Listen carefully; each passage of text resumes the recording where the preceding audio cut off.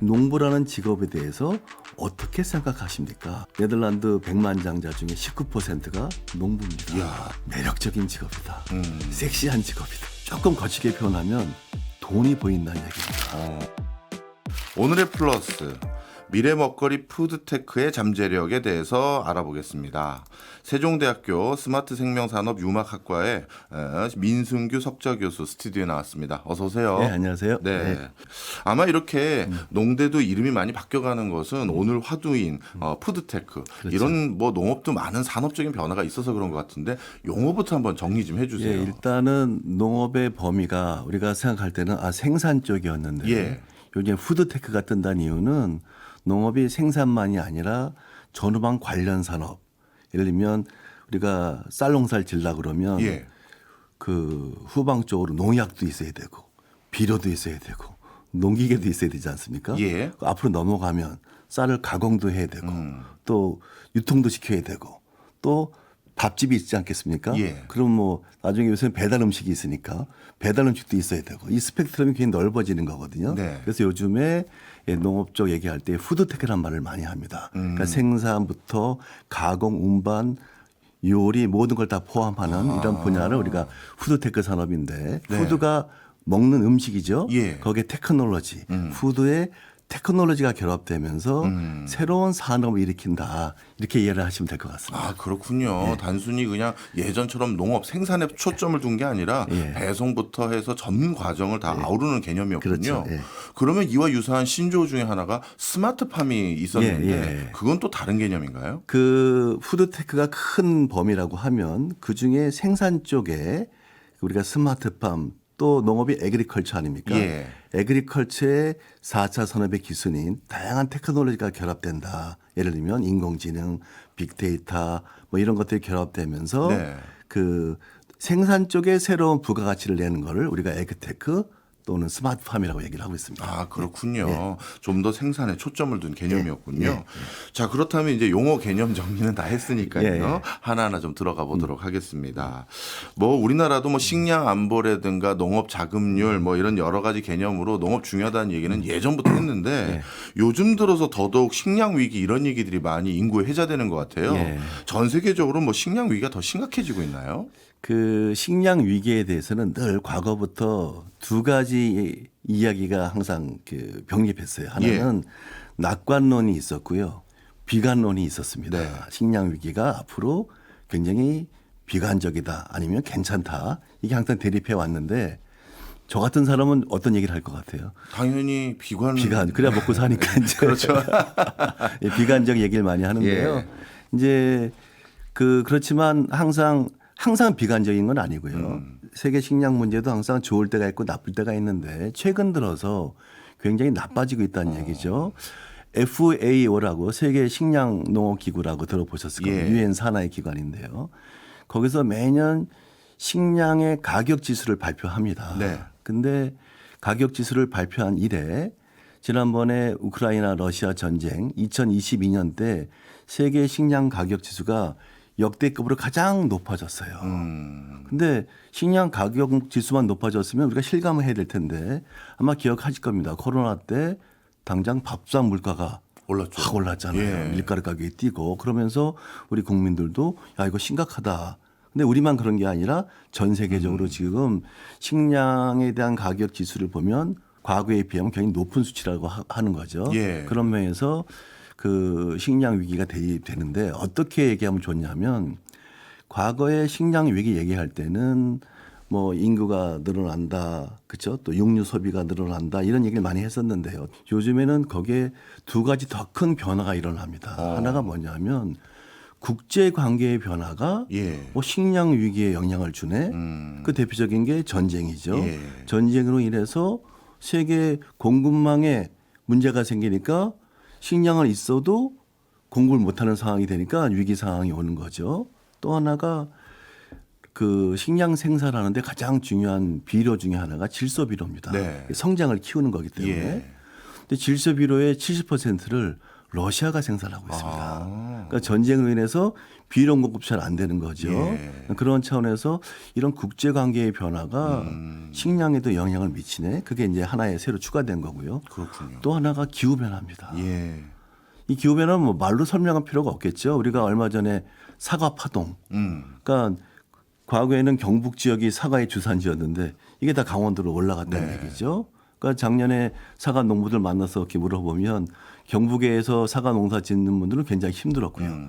반대로 강원도에 농사 짓는 분들은 또 오히려 좋았단 말이죠. 이렇게 기후 변화가 농업에 영향을 미치는구나. 그럼 굉장히 심각하지 않습니까? 네. 이거에 대한 해결책이 뭐냐. 그게 바로 이 4차 산업 기술이 농업에 접목이 되는 테크놀로지. 그러니까 인공지능으로 대표되는 이런 첨단 과학 기술이 농업에 접목되면서 새로운 솔루션을 만들어낼 수 있다. 이게 전반적인 세계 농업의 흐름입니다. 그렇군요. 최근 들어서는 진짜 국제관계의 악화 등으로 인해서 농업에 더 주목도가 높아진 것 같긴 합니다만 제가 한 가지 이해가 안 갔었던 게요. 예전에 농업의 중요성을 자꾸 역설하는 근거들 중에선 농업 생산성 증가의 그 연평균 증가율보다 오히려 인구 증가율이 더 많다. 그래서 전 인류가 먹거리에 대해서 고심하는 시점에 온다. 이 얘기를 많이 했어요. 옛날에 그게 유명한 멜더스의 인구론에 나오지 않습니까? 그 인구는 기하가 없으로 느는데 식량 그렇지 않다고 했는데 그걸 해결한 게 아까 얘기한 비료였습니다. 질소 비료가 만들어지면서 농업의 생산성이 급격히 늘어난 거죠. 그 문제는 이제 없어진 거죠. 아, 그래요? 없어지긴 했지만 저는 이렇게 표현을 합니다. 전 세계적으로 보면 전 세계적으로 식량이 부족한 것이 아니라 저는 식량의 남북 문제라고 얘기합니다. 쉽게 얘기하면 선진국은 식량이 남아돌아서 걱정. 그렇지 못한 나라들은 식량이 부족해서 걱정. 그래서 이게 식량의 남북 문제. 그래서 저는 이런 표현을 씁니다. 전 세계적으로 식량 문제 얘기할 때 기아와 포식이 공존하는 시대다. 어느 한쪽에서는 기아로 허덕이고 있고 어느 한쪽은 식량이 남아돌아서 포식으로 허덕이고 있고 이게 지금 그 세계 식량 문제의 가장 큰 문제 중에 하나라고 할 수 있을 것 같습니다. 그렇군요. 그렇다면 식량 문제라든가 먹거리 문제를 해결함에 있어서 4차 산업혁명의 핵심적인 기술을 활용해서 생산성을 늘리기보다는 오히려 분배 문제를 제도적으로 해결하는 게 더 낫는 거 아닌가요? 그것도 이제 많이 나오는 얘기입니다. 정확한 질문을 하셨는데요. 근데 이게 세계가 지금 자유무역이지 않습니까? 우리가 전에 아시겠지만 가트 체제 하에서 그렇죠? WTO로 또 FTA로 이게 세계 경제의 흐름을 보면 자유무역으로 쭉 흘러가고 있단 말이죠. 예를 들면 혹자는 그렇게 얘기합니다. 한쪽이 식량이 남아도니까 그냥 막 무상으로 원조해 주면 되는 거 아니야? 근데 식량은 무조건 원조해 줄 수가 없게 돼 있어요. 왜냐하면 그걸 해버리면 식량을 팔아서 돈을 버는 나라 입장에서는 돈을 못 벌지 않습니까? 그래서 원조는 굉장히 제한적으로만 허용되어 있는 거죠. 그래서 이렇게 남아도는 국가가 부족한 국가를 무조건 도와주는 것도 만만치가 않은 거죠. 그런 면에서 더 좋은 거는 어려운 나라들의 생산성을 더 높이는 것도 굉장히 중요하다는 거죠. 그런 문제에서 이제 우리가 해결책을 찾을 수 있을 것 같습니다. 이제 이해했습니다. 그렇다면 세계적인 선도 기업들이라고 할 수 있는 뭐 마이크로소프트라든가 이런 빅테크 기업들 이런 회사들은 실제 농업에 관심이 좀 있나요? 제가 농업을 연구한 지 한 40년이 넘었습니다. 넘었는데요. 과거 30년 전에 한국의 농업 문제를 얘기할 때는 늘 힘들다, 어렵다, 농업은 새로운 가치가 나오는 산업이 아니다. 혹시 교수님 그 수학 체감의 법칙이라고 들어보셨습니까? 그럼요. 아시죠? 경제학 하셨으니까. 그러니까 농업의 숙명적인 한계를 수학 체감의 법칙으로 설명을 합니다. 무슨 얘기냐면 우리가 쌀을 한 가마 생산할 때 10시간의 노동력이 들어간다.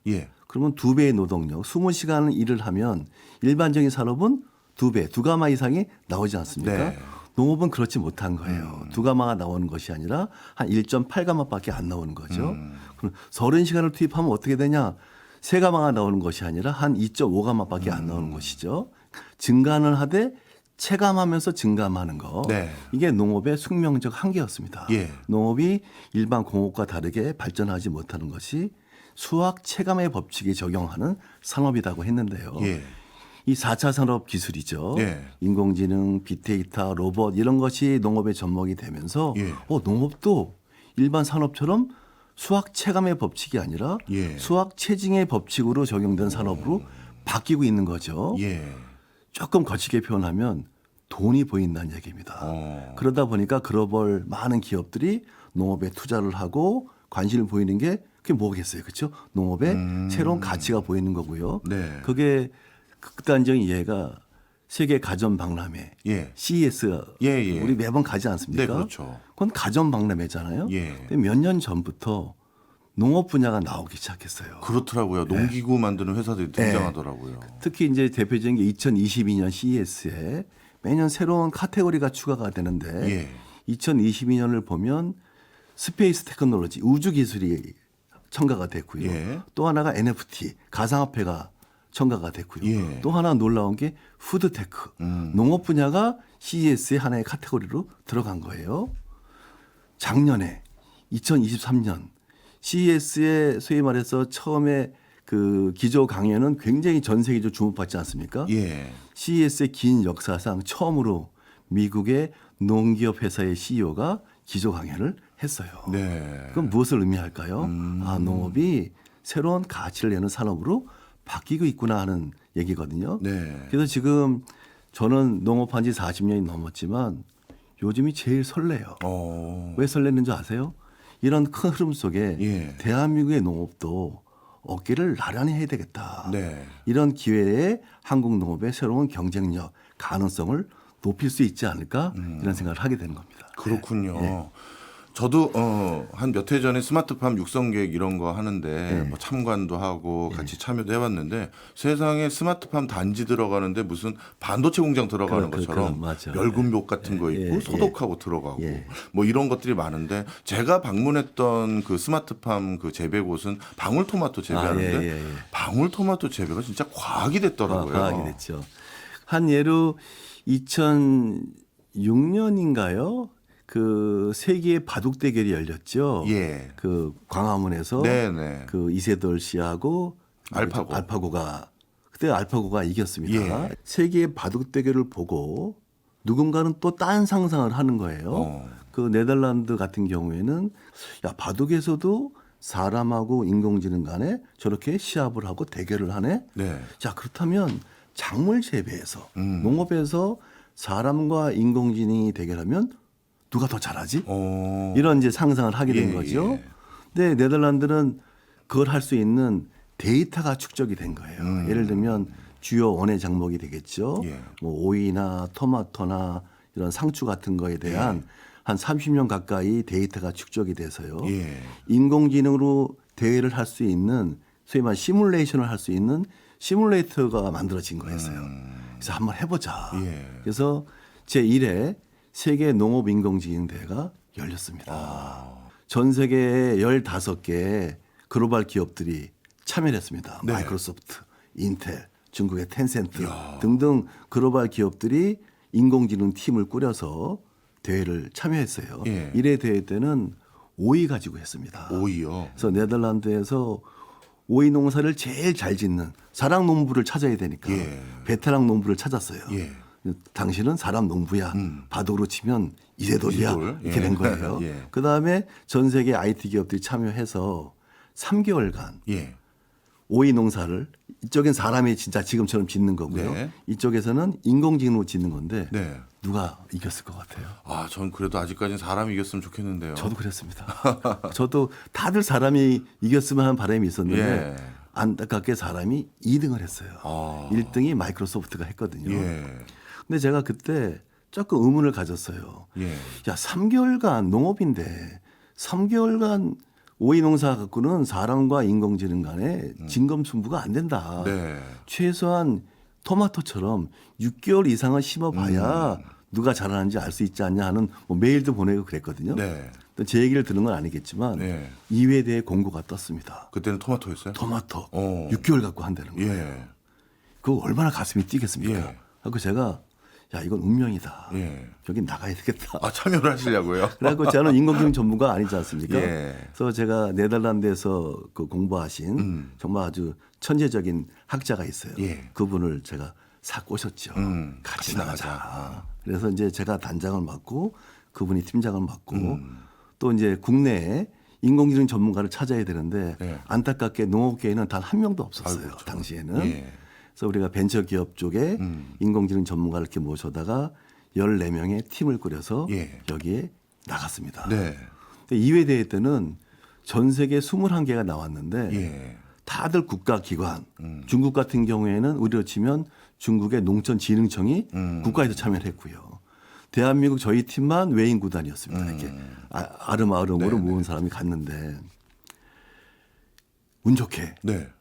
저희 팀 이름을 예. 돌아가신 이어령 선생님이 이름을 줘줬어요. 아, 예. 농업은 아날로그다. 네. 인공지능은 디지털이다. 네. 두 개가 정말 조화를 이루면 새로운 가치를 낸다. 그래서 저희 팀 이름이 디지로그입니다. 디지로그. 디지털과 아날로그의 조합을 해라. 예선을 통과했어요. 예. 본선에 진출했습니다. 예. 진출했더니 이 스튜디오 한 2배만한 온실을 주는 거예요. 예. 저희한테는 딱 일주일간 시간을 줍니다. 각종 센서와 카메라를 설치하고 저희들은 철수. 6개월 동안 저희 팀은 여기 못 들어갑니다. 네. 심사위원밖에 못 들어가는 거죠. 한국으로 돌아왔어요. 6개월 동안 농사를 졌는데 2회 대회 때는 1회 대회 때 경험이 있으니까 네덜란드에서요. 토마토 최고의 도사를 모셔온 거예요. 예. 그것도 부족해서 토마토 최고의 연구자까지 합쳐져서 4람 팀을 만들어줬어요. 예. 또 인공지능 팀하고 대결을 했습니다. 예. 자, 누가 이겼을까요? 이번엔 사람 이겼으면 좋겠어요. 저희가 대회 나갔지만 예. 저희도 그런 생각을 했었거든요. 예. 놀라지 마십시오. 예. 1등 인공지능, 예. 2등 인공지능, 3등 인공지능, 4등 인공지능, 5등 인공지능. 야. 사람이 꼴등을 했어요. 그렇군요. 저희 팀은 몇 등 했을 것 같습니까? 몇 등이나 하셨습니까? 저희가 세계 3위를 했습니다. 3위요. 그 당시 언론에 많이 났거든요. 더 놀라운 거는 저희가 품질에서는 세계 1등을 했어요. 예. 근데 그 심사위원들 놀라는 게 뭐냐면 저희 팀 중에 저만 나이가 60이 됐고요. 예. 다 20대, 30대 젊은 친구들인데 토마토 농사를 줘본 경험이 거의 없는 친구들이었어요. 아. 근데 품질은 세계 1등이 나왔어요. 흔히 말해서 농부가 아니라 엔지니어들인데. 그렇죠. 그래서 제가 그때 느꼈던 게 뭐냐면 이제는 세계 농법이 되겠죠. 예. 농업 교과서가 바뀌어야 바뀌어야 되겠다. 이게 예. 지금까지 우리가 알고 있는 농법에 더 좋은 새로운 농법이 나온다는 것을 그때 깨닫게 되었습니다. 예. 그렇다면 이런 걸 하기 위해선 좀 전에 말씀 주신 것처럼 네덜란드에서 30년 가까이 데이터를 축적한 것처럼 데이터가 있어야 그 데이터의 기반으로 인공지능은 뭔가 업무를 수행할 수가 있는데 우리나라 토착 작물이라는 건 당연히 외국에서 관심도 없었을 거고 예. 그렇다면 지금 이런 방식으로 재배할 수 있는 건 오이, 토마토 이런 전 세계적인 몇 개 품종만 제한되는 건가요? 어떻습니까? 근데 이게 참 인공지능이라는 게 묘하더라고요. 예. 처음에 제가 그 대회에 나갔을 때 교수님과 똑같은 생각을 했어요. 예. 한국도 인공지능을 하려면 데이터가 축적이 돼야 되는데 네. 이걸 만들려면 뭐 많게는 10년 가까이 걸리겠구나. 네. 아무리 빨리 모집을 해도 5년 이상은 모아야 되겠구나 하는 생각을 했었거든요. 예. 지금도 사실은 건 변함이 없는데 인공지능이 발달하면서 예. 범용 인공지능이 막 나오는 거예요. 그래서 굳이 우리가 그 데이터를 축적해서 만들어도 되겠지만 예. 있는 걸 갖다 써도 되는 거죠. 그래서 그런 차원에서 대한민국 농업도 빨리 이런 4차 산업 기술이 말로만 농업에 접목시키는 것이 아니라 네. 이런 인공지능 기술을 농업에 접목시키는 시도들이 여기저기서 좀 나타났으면 하는 그런 바람입니다. 아, 그렇군요. 실제 이제 우리나라도 이렇게 인공지능이나 아니면 4차 산업혁명의 핵심 기술들을 농업에 접목시키는 시도들이 좀 많이 있긴 하나요? 많이 있습니다. 어. 그러니까 우리가 보통 농업 얘기할 때 교수님 네덜란드 하면 유리온실 있지 않습니까? 그렇죠. 예. 근데 굉장히 좋은 첨단 기술인데 거기서 유리온실이라고 하면 네덜란드에 굉장히 특화된 하나의 영농 방식입니다. 예. 왜냐하면 네덜란드는 햇빛이 별로 없어요. 네. 그렇죠? 또 우리처럼 덥거나 춥지는 않아요. 네. 그러니까 유리온실이 최적화된 기술이죠. 저는 그것을 한국에 그냥 갖고 오면 우리는 어떻습니까? 겁나 덥고 겁나 추워요. 그렇죠. 그렇잖아요. 그 에너지 비용을 감당할 수가 없어요. 그렇지만 네덜란드의 유리 온실을 사용하고 있는 환경 제어 기술 네. 이건 뛰어난 거거든요. 네. 그거를 한국에 갖고 오면 좋겠고요. 그렇지만 그거 갖고는 네덜란드를 따라가는 것밖에 안 되지 않습니까? 예. 여기에 한국만의 노하우가 들어간 이 스마트팜, 네. 에그테크가 나와야 되겠다는 생각이 하게 되는 거죠. 이번에는 우리나라 푸드테크 얘기 좀 해보려고 하는데요. 예. 앞서 일부에서 이제 우리나라의 토착 작물들도 오랜 시간 데이터를 축적해야지만 뭔가 할 수 있는 것이 아니라 인공지능 기술들을 활용해서 바로 할 수 있는 기술적인 역량까지 올라온 측면들이 많이 있다라는 희망적인 얘기를 주셨어요. 예. 그렇지만 한국의 상황에 적합하게끔 뭔가 바꾸는, 뭐 개선하는 이런 작업도 필요하다고 해주셨는데 좀 구체적으로 설명 좀 해주세요. 그러니까 이렇게 생각하시면 될 것 같아요. 세계 농업은 크게 세 가지 유형으로 나눕니다. 네. 교수님 미국 가보셔서 아시겠지만 농지 규모가 아유, 거기 뭐. 우리보다 130배가 큽니다. 예. 그러니까 규모로서는 따라갈 수가 없어요. 그렇죠. 또 유럽을 보더라도 우리보다 한 30배 정도가 큽니다. 예. 거기에 첨단 농업이 들어가는 거거든요. 예. 그것도 우리랑 경쟁력이 안 되는 건데요. 예. 아시아의 주요 나라, 한국이나 일본이나 중국이나 이런 나라들은 다 규모가 작아요. 그렇잖아요? 그러니까 규모가 작은데 과거에는 경쟁을 할 수 없었는데 여기에 4차 산업 기술이 들어가고 소비자의 소비 패턴이 바뀝니다. 네. 100세 시대가 됐어요. 예. 교수님은 아직 젊으시니까 그런 거 잘 모르시겠지만 저희는 친구들 만나면 반이 먹는 얘기입니다. 야, 너는 왜 뭘 먹기로 이렇게 안 늙어? 아. 너 뭐 이렇게 건강해? 예. 그러면서 자기만의 먹거리를 찾는 거예요. 예. 그러니까 소비 패턴이 과거에 10인 1색이었다 그러면 이게 10인 10색을 뛰어넘어서요. 1인 10색으로 바뀝니다. 네.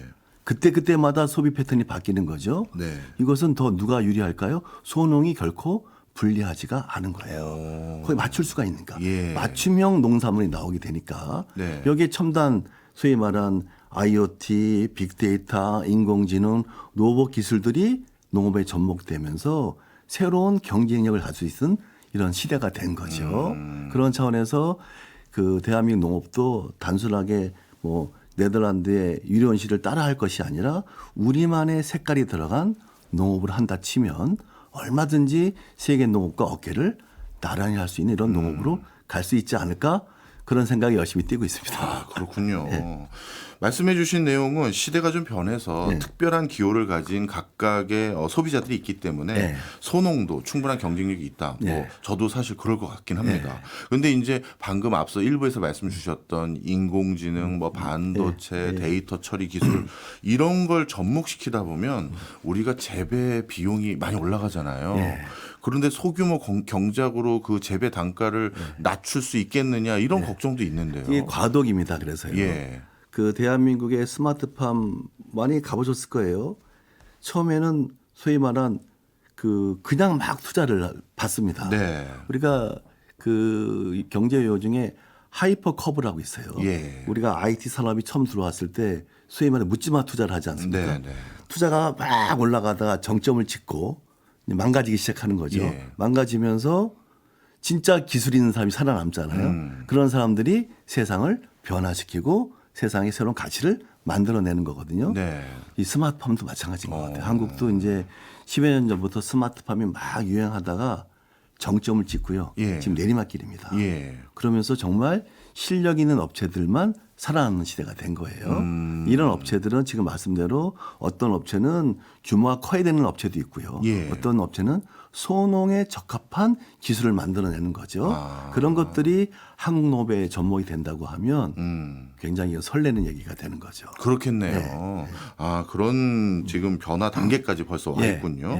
자, 그렇다면 교수님께서 보시기에 이렇게 미래 신기술들을 접목한 푸드테크, 스마트팜 등등 이런 것들이 우리나라에 토착화되는 데 있어서 지금 가장 큰 허들은 뭔가요? 허들은 뭐냐면요. 뭐 여러 가지가 있겠습니다만은 그 농업을 보는 시각입니다. 예. 농업하면 힘들다, 어렵다, 네. 위기다 생각을 하는 거거든요. 네. 그리고 농부 그러면서 나이 드신 분들이 하는 뭐 이렇게 치부하죠. 근데 제가 네덜란드에 있을 때 가장 부러웠던 게요. 매년 연말 되면 통계청에서 네. 올해의 100만 장자를 발표합니다. 네. 농부가요. 네. 네덜란드 100만 장자 중에 19%가 농부입니다. 이야. 그렇잖아요. 그래서 어느 연구자가 조사한 걸 보니까 예. 농부라는 직업에 대해서 어떻게 생각하십니까? 매력적인 직업이다. 섹시한 직업이다. 이런 게 막 나오는 거예요. 예. 그래서 한국도요. 농업이 정말 말로만 그 위하는 농업이 아니라 경쟁력을 가지는 농업으로 바꾸려고 그러면 농업은 위기가 아니다. 농업을 위기로 생각하는 우리의 생각이 더 위기인 거죠. 그래서 농업은 앞으로 경쟁력 있는 산업으로 바꿀 수 있다 하는 그런 소위 말한 자신감, 의지 이런 게 필요하지 않을까 싶으네요. 네. 그리고 우리나라 같은 경우는 지역 소멸이랑 그리고 초고령화 사회를 앞두고 있기 때문에 네. 이제는 어쩔 수 없이 이게 선택이 아니라 필수로 이렇게 가야 되는 그렇죠. 거죠. 그럼요. 그러면 우리나라 현재 그 청년들 중에서는 이렇게 신농법을 바탕으로 농업에 참여하려는 관심도는 좀 높은 편인가요? 제가 뭐 사례로 한번 몇 개 말씀드릴게요. 그 CES에 예. 한국의 스타트업이 엔싱이라는 회사입니다. 엔싱? 예. 근데 이 친구는 비전이 멋있어요. 예. 뭐라고 얘기하냐면 예. 자기는 전 세계 어디서나 농사를 지을 수 있게 만들겠다. 예. 심지어는 그게 화성이라도 농사 지을 수 있게 만들겠다. 예. 컨테이너에 스마트팜을 집어넣은 겁니다. 컨테이너니까 외부의 영향을 덜 받겠죠. 예. 이 회사는 그 CES에 2번 나가서요. 예. 한 번은 최고 혁신상, 한 번은 혁신상을 수상했어요. 예. 이것은 한국의 스마트 기술이 세계에 나가서도 먹힐 수 있다는 것을 하나 보여주는 하나의 예가 될 거고요. 예. 또 하나는 아마 많은 분들이 보셨을 겁니다. 우리 경부고속도로 옥천 쪽에 가다 보면 예. 과거에 쓰던 폐 터널이 있어요. 예. 한 600m 정도 되는데 그 폐 터널을 안 쓰는 거니까 거기에 스마트팜을 집어넣었어요. 그래요? 근데 놀라운 게 뭐냐면 교수님 딸기는 예. 여름에는 딸기 생산이 잘 안 됩니다. 예. 이게 저온성 작물이라 그렇죠. 여름 딸기를 재배합니다. 아, 그 터널은 좀 시원하니까. 시원하니까. 아. 근데 더 놀라운 건 그 노하우를 축적해서요. 예. 저 태백에 네. 인도팜으로는 세계 제일 큰 딸기 인도팜 농장을 만들었어요. 인도팜은 뭘 말하는? 실내 농장인 거죠. 이런 실내에다가 네. 딸기 농사를 짓는 네. 건데 이 회사의 기술이 뛰어난 게 뭐냐면 예. 그 딸기가 열리려면 자연 수정을 해야 됩니다. 예. 인공 수정을 하면 예. 이제 품질이 좀 떨어지는 거죠. 예. 근데 벌이 수정을 해야 되는데 예. 실내니까 LED 가지고 해야 되거든요. 상당수의 벌이 죽어요. 근데 이 업체는 LED의 파장, 실내 온도, 습도를 다 조절해서 그 노하우를 아는 거죠. 벌이 자연 수정을 합니다. 네. 딸기의 퀄리티가. 저는 원래 딸기는 다 비닐하우스에서 재배하길래 네. 원래 인도인 줄 알았는데 그게 예, 아닌가요? 아니었죠. 그죠? 예. 그래서 이런 놀라운 기술들이 이제 한국에 축적이 되고 있는 거죠. 예. 그다음에 또 하나는 이거 한번 보셨을 겁니다. 우리가 보통 그 농부들은 농작물에 들어가잖아요. 예. 이거는 이동형 농장인데요. 예. 사람이 들어가는 것이 아니라 농작물이 사람한테 옵니다. 야. 이게 뭐냐면 트롤리 컨베이어 시스템이라고 하는데 네. 쇠줄에다가 화분을 쭉쭉 걸어 놓은 거예요. 예. 이게 빙글빙글 돌아가는 거죠. 마치 컨베이어 벨트처럼. 컨베이어 벨트처럼 돌아가면 농사를 짓는 거니까 사람이 들어갈 필요가 없이 농작물이 눈앞으로 오는 거죠. 네. 수확할 때 거기서 하면 되니까 고령자도 좋고 또 심지어 장애인들도 농사를 질 수가 있는 거죠. 예. 저는 이런 생각을 해봤어요. 그건 세계에서 한국밖에 없는 기술입니다. 근데 만약에 유럽이나 미국에서 이러한 기술이 있다 치면 아마 국가 차원에서 같이 연구해서 세계적인 작품을 만들어냈을 거예요. 예. 근데 한국은 그런 소위 말한 떼거리 R&D가 안 된다는 게 좀 안타까운 거고요. 네. 더 놀라운 거 말씀드릴까요? 예. 이 스마트팜 기술로 보면 한국이 네덜란드보다는 조금 뒤져 있는 게 사실인데 예. IT 분야, 다른 분야를 보면 네. 반도체 분야를 봅시다. 네. 한국이 세계 최고입니다. 그렇죠? 그렇죠. 자, 그러면 이 반도체 기술을 농업에 접목할 수는 없을까? 음. 이런 걸 생각하는 사람이 있어요. 예. 서울 공대 교수입니다. 이 텔로팜이라는 교수님 하시면서 새로운 이제 벤처 기업을 만드시는데 예. 회사 이름이 텔로팜인데 예. 제가 깜짝 놀랐습니다. 왜요? 반도체 칩을 작물에 접목을 하는 건데요. 예를 들면 이런 겁니다. 토마토로 말씀드릴게요. 토마토 줄기가 있으면 예. 그 줄기에 제 손톱만한 예. 반도체 칩을 딱 꽂아 놓습니다. 예. 그러면 이 반도체가 토마토의 생육 상태를 컴퓨터에 알려줍니다. 아. 뭘 알려주냐면 예를 들면 이런 겁니다. 이 토마토는 더 이상 물을 안 주면 죽어요. 이걸 알려줘요. 그 토마토는 어때요? 생존을 위해서 물이 없으니까 계속 당도를 높이는 거예요. 네. 우리가 장마 때 과일 먹으면 안다는 게 바로 그런 겁니다. 물이 너무 많으면. 그래서 이 온실을 가보면 물을 일단 최소화시키니까 예. 물을 최대한 적게 쓴다는 게 하나의 메리트고요. 예. 또 하나가 그 당도가 높아지는 거죠. 높아지니까 맛있는 토마토의 거죠. 평균 당도가 14도 이상이 나옵니다. 거의 예. 과일 수준으로 나오는 거예요. 놀라운 거. 이 반도체 칩 하나가 얼마 정도 될 것 같아요, 교수님? 그래도 반도체인데 한 1,000원 이상은 되지 않아야 될까요? 500원밖에 안 해요. 500원이요? 네. 그래서 저는 그 교수님한테 지금 회로를 만들고 계시더라고요. 예. 절대 외국에 보여주지 말고 이걸 우리가 완성시키자. 네. 그러면 반도체 기술이 농업에 들어간 또 새로운 가치를 내는 농업 테크놀로지가 되는 거거든요. 하나 더 말씀드릴까요? 예. 요즘에 우리가 4차 산업혁명할 때 IoT 기술 얘기를 많이 했는데 예. 솔직히 IoT 가지고 돈 버는 회사가 별로 없어요. 그 왜 그러냐면 예. 이 IoT 기술이 선이 안 들어가서 굉장히 좋은데 우리가 그 뭐죠 이어폰 네. 전철했을 때 블루투스 연결할 때 네. 음악은 듣다가 전화 같은 거 오면 막 끊기잖아요. 그렇죠. 소위 말 방해를 많이 받는 거예요. 맞아요. 네, 그렇잖아요. 예. 근데 이 하입이라는 이분도 공대 교수 출신이 예. 나오셔서 이분도 CES에 2번이나 나가셨더라고요. 예. 이 소위 말 방해를 안 받는 IoT 기술을 선보였는데요. 이런 겁니다. 농업에 지금 접목시키려고 하고 있거든요. 온실에 전선이 얼마나 많이 들어가요. 예. 근데 이 무선 IoT 기술이 들어가면 전선이 전혀 필요 없게 되는 거죠. 생산비가 절감되고 효율성이 높아지겠죠. 네. 또 돈사 같은 경우에 가끔씩 화재가 나거든요. 네. 화재의 대부분은 누전, 전선이 노후가 돼서 누전되는 거거든요. 돈사에 이제는 전선이 들어갈 필요 없어요. 다 IoT로 되는 거니까. 그럼 비용도 절감되고 훨씬 더 안전한 게 되겠죠. 또 태양광 같은 것도 보시면 다 전선으로 연결돼 있잖아요. 예. 이걸 무선으로 한다고 생각해 보세요. 비용 절감이 되고 이런 쪽에서 이런 기술들을 농업에 접목시켜서 한국만의 테크놀로지가 있는 그래서 제가 용어를 만들었습니다. 예. 이 디지털 기술이 접목된 작지만 강한 농업, 네. 강소농이라고 했습니다. 강소농. 네. 한국의 농업 이미지 뭐야? 아 거기는 디지털이 접목된 작지만 강한 농업을 하는 나라야. 그게 우리나라의 농업 경쟁력을 한번 만들어 보자는 거죠. 그렇겠네요. 미국을 추종할 수는 없으니까요. 그렇죠. 예. 말씀 듣고 보니까 우리나라가 가지고 있는 기술들이 농업에 있어서 시공 부분에서는 상당히 많은 강점을 가지고 있을 것 같은데 그런데 이제 농업하면 우리가 또 항상 취약하고 이거 돈 벌어서 다 남 좋은 일 시켜주는 거 아니냐 걱정되는 분야가 바로 종자, 종근, 종묘잖아요. 그렇죠. 이런 종자 분야 특히 IMF 때 우리 종자 많이 뺏겼던 걸로 저도 기억을 하는데 이 부분에 대한 경쟁력은 좀 어떻습니까? 그래서 제가 하나 감히 이제 우리 교수님한테 퀴즈를 한번 내보겠습니다. 예, 아주 좋습니다. 재밌어요. 청양고추 좋아하시죠? 예, 좋아하죠. 그게 우리 걸까요?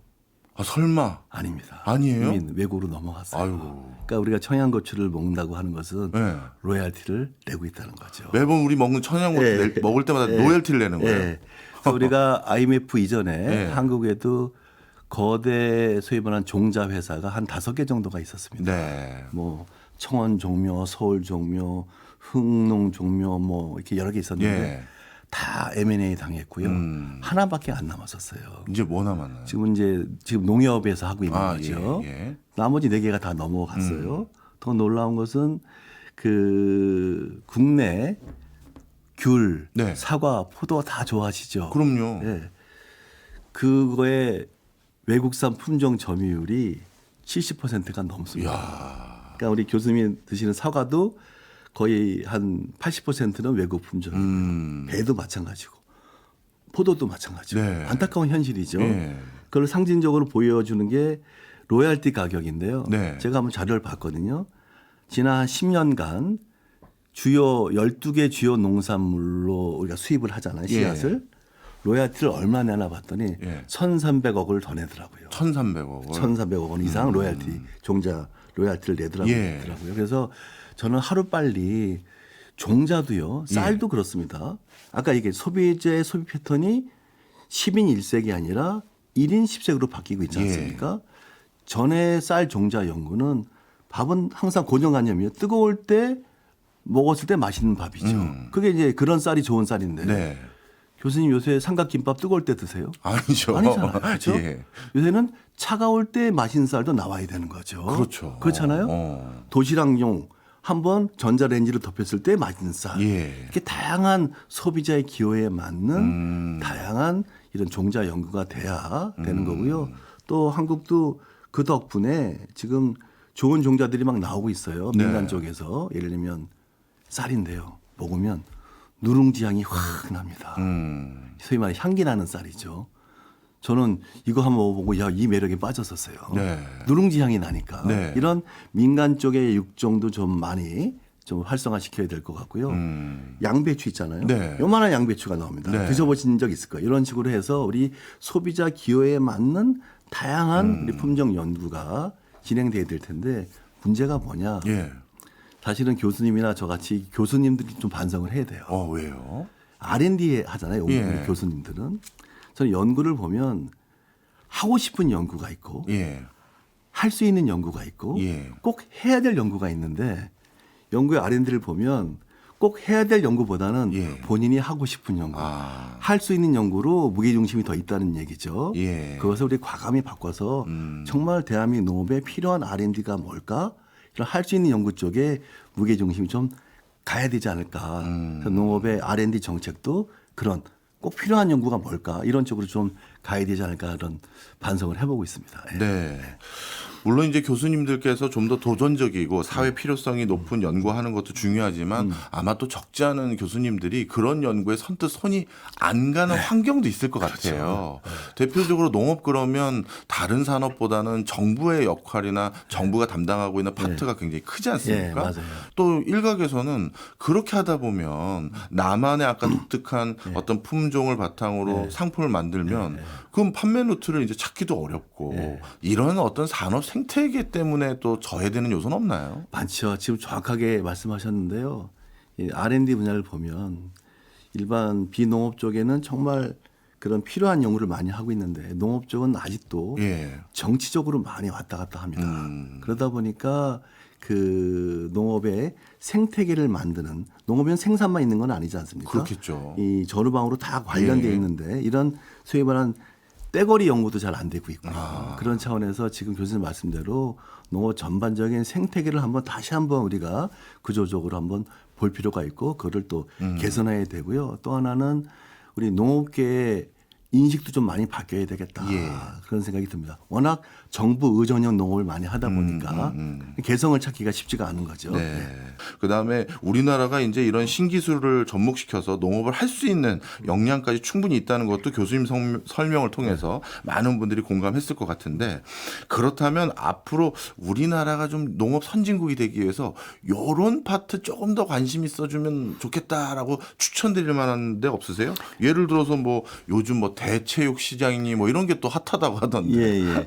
이제 이게 대체육도요 2019년도에 예. CES에 식물성 햄버거가 나왔더라고요. 예. 제가 폭풍 검색을 해보니까 홍콩에 그 식물성 고기 가게가 한 8개 정도가 있더라고요. 예. 제가 그 다음날 바로 홍콩으로 날아갔습니다. 예. 그래서 레스토랑 8개를 이틀 동안 다 돌았어요. 이야. 그것만 먹어봤어요. 예. 자, 맛이 어땠을 것 같아요? 비슷하던가요? 깜짝 같았습니다. 그래서 제가 한때 이런 얘기를 하지 않습니까? 이 빅뷰러 시대다. 예. 이런 얘기 많이 하잖아요. 이 산업 간의 경계가 사라진다 그랬단 말이죠. 제가 그걸 갔다 와서요. 대한민국의 한우 농가, 예. 양돈 농가들 다 오시게 해서 예. 여러 번의 이 소위 말하는 강의를 했어요. 뭐라고 얘기했냐면 지금까지 대한민국 한우의 경쟁 상대는 누구였을까요? 수입산 쇠고기였잖아요. 예. 그러니까 막 과거에 반대도 하고 그렇죠. 그러지 않습니까? 예. 우리의 경쟁 상대는 수입산 쇠고기로 알고 있었는데 어느 날 갑자기 대체육이 툭 튀어나온 거예요. 앞으로 더 무서운 게 수입산 쇠고기가 아니라 네. 이런 대체육 대체육이다. 시장이다. 이런 경계가 허물어지는 시대에 왔다. 네. 그래서 우리나라 축산 농가들도 뭔가 새롭게 만들지 않으면 이게 안 되는 거죠. 이 대체육 앞으로요. 제가 볼 때는 또 요새 비건들을 많이 늘고 있지 않습니까? 예. 새로운 시장으로 분명히 형성이 될 것 같아요. 그러니까 이것도 지금 많은 학교에서 연구도 하고 있고 또 일반 기업에서도 많이 나오고 있고 심지어는 비건 박람회까지 예. 열리더라고요. 저도 몇 번 가봤는데요. 이런 차원에서 이것도 굉장히 좋은 하나의 시장이 될 것 같고요. 김 양식 들어보셨어요? 김양식이요. 네. 오. 김을 이제 실내에서 재배하는 연구를 하고 있습니다. 예. 그러면 김 양식이 이제는 저 바닷가에서만 하는 것이 아니라 젊은 스타트업들한테도 새로운 도전 아이템이 되는 거죠. 전 세계적으로 대한민국 김 수요가 얼마나 많이 늘고 그럼요. 있습니까? 그런 맞아요. 차원에서도 수산 분야도 지금 다양한 분야에 예. 소위 말하는 스마트 수산이 되겠죠. 예. 이런 R&D라든지 하는 스타트업들이 막 나오고 있습니다. 네. 우리 미래 혁신농들이 이런 신기술을 접목해서 농업 발달에 기여하고 새로운 경쟁력을 갖추는 것처럼 저도 참 가슴 뭐랄까 두근거리고 그러는데요. 근데 우리나라 농업은 사실 항상 중요한 결정이 있을 때마다 양보했던 대표적인 산업이잖아요. 네, 그렇죠. 그 기존의 농업에 종사했던 어르신에 가까운 기존 농민들 이분들에게는 어떻게 지원을 해드리고 이분들하고는 어떻게 상생 모델을 그려야 될까요? 저는 이렇게 생각을 해요. 제가 요즘에 벌써 한 20년 넘었죠. 네. 기존에 연세 드신 농민들 대상으로 예. 지금까지도 예. 이 IT 교육을 시키고 있습니다.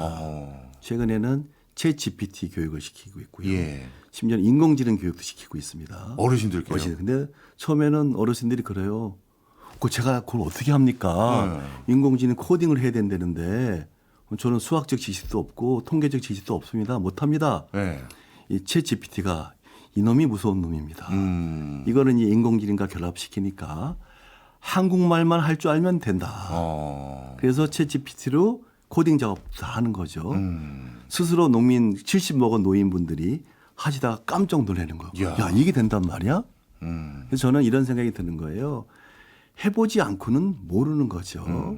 교수님도 요새 뭐 연구 뭐 할 때 인공 챗 GPT 많이 활용하지 않습니까? 그럼요. 생각보다 많이 씁니다. 얼마나 있습니까? 예. 저도 많이 쓰거든요. 예. 저도 어떨 때는 야, 이놈이 나보다 낫다 할 때가 있잖아요. 맞아요. 써보니까 아는 거죠. 예. 이런 것들을 우리만 쓸 것이 아니라 이 어르신 농부들이나 또 젊은 농부들한테 우리가 소위 교육을 통해서 우리도 얼마든지 할 수 있구나. 제가 다음에 기회가 되면 예. 그 70 먹은 노인이 쓴 인공지능 알고리즘 보여드릴게요. 야. 깜짝 놀랄 겁니다. 알겠습니다. 네. 이런 차원에서 이 많은 우리 농업인들한테 그 디지털 혜택을 우리가 줘야 된다. 당신들은 농민들이니까 할 수 없어 이게 아니라 적극적인 교육과 이런 그 지원 사업을 통해서 대한민국 농업 전체에 디지털 농업을 시켜서 저는 이런 거죠. 아까 제가 강소농이라고 얘기하지 않습니까? 네. 작지만 강한 농업. 네. 이건 뭐냐면 약자인 한국 농업이 강자인 선진 농업과 경쟁해서 이길 수 있는 시대가 됐다는 거예요. 예. 그게 강소농이라는 거죠. 그러려면 이게 구호만 되면 안 되지 않습니까? 그러기 위해서는 다양한 이런 첨단 과학 기술을 우리가 농업에 접목도 시킨과 동시에 그 농업 내부에 있는 많은 농업인들한테 그런 디지털 혜택을 볼 수 있는 교육과 지원 사업이 병행이 돼야 되겠죠. 네. 알겠습니다. 농업은 산업이기에 앞서 생존이기도 하고 안보이기도 한데 이렇게 중요한 농업 앞으로 어떻게 대비해야 되는지 저도 많이 깨닫는 시간이었던 것 같습니다. 지금까지 민승규 세종대학교 석좌 교수였습니다. 오늘 많이 배웠습니다. 고맙습니다. 감사합니다. 예.